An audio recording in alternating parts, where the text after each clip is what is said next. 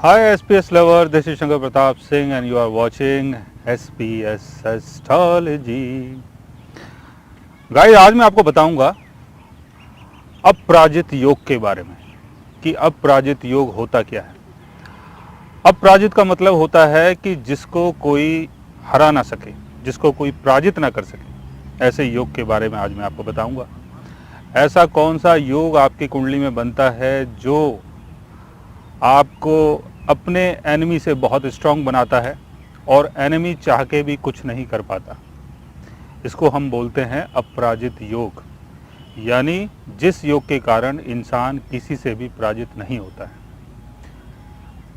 आप जब भी अपना बर्थ चार्ट देखें तो उसमें आपको पहले ये देखना है कि 6th हाउस के लॉर्ड की पोजीशन क्या है।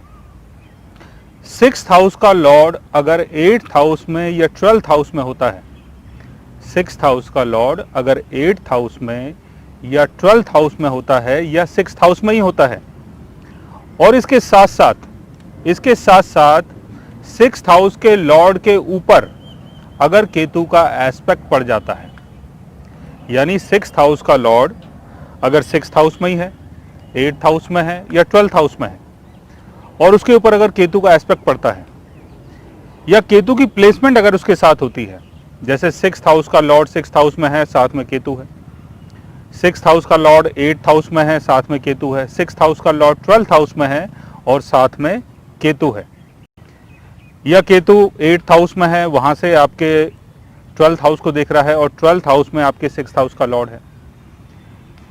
तो इस तरीके से आपकी चार्ट में 6th हाउस का लॉर्ड अगर 6th हाउस में, 8th हाउस में या 12th हाउस में होता है और वो केतु के साथ होता है या केतु का एस्पेक्ट अगर उसके ऊपर पड़ जाता है, तब आपकी कुंडली में अपराजित योग बनता है। और इसके साथ साथ आपको एक चीज़ और भी देखनी है कि आपका जो फर्स्ट हाउस है, फर्स्ट हाउस जो है आपका, उसके लॉर्ड की प्लेसमेंट क्या है।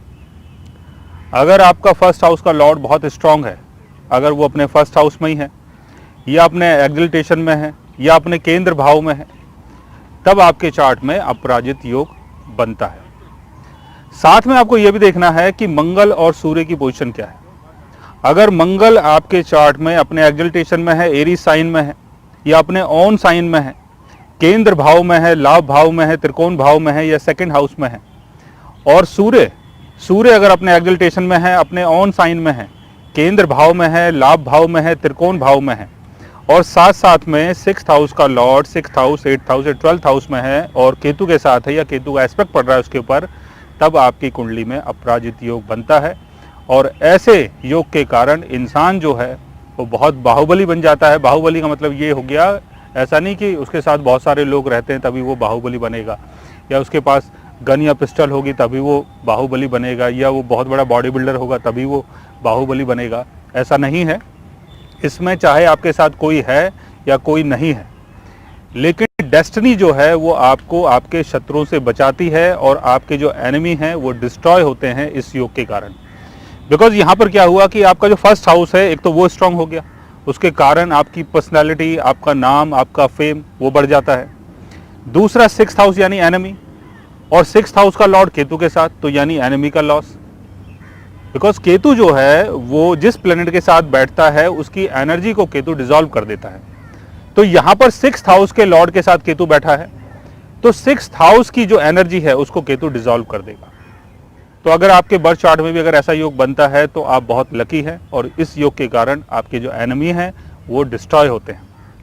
सो गाइज, आज मैंने आपको बताया अपराजित योग के बारे में। अगर आपके चार्ट में भी कोई ऐसा योग बनता है और उस योग को अगर आप जानना चाहते हैं तो उसके लिए आप हमारे चैनल को सब्सक्राइब कर सकते हैं। और अगर आप हमसे बात करना चाहें, कंसल्ट करना चाहें या पर्सनली हमसे मिलना चाहें, तो आप हमारी वेबसाइट के थ्रू हमें मेल कर सकते हैं, मैसेज कर सकते हैं, और गाइज आप हमसे बात भी कर सकते हैं। So guys, take care, love you all and good bye.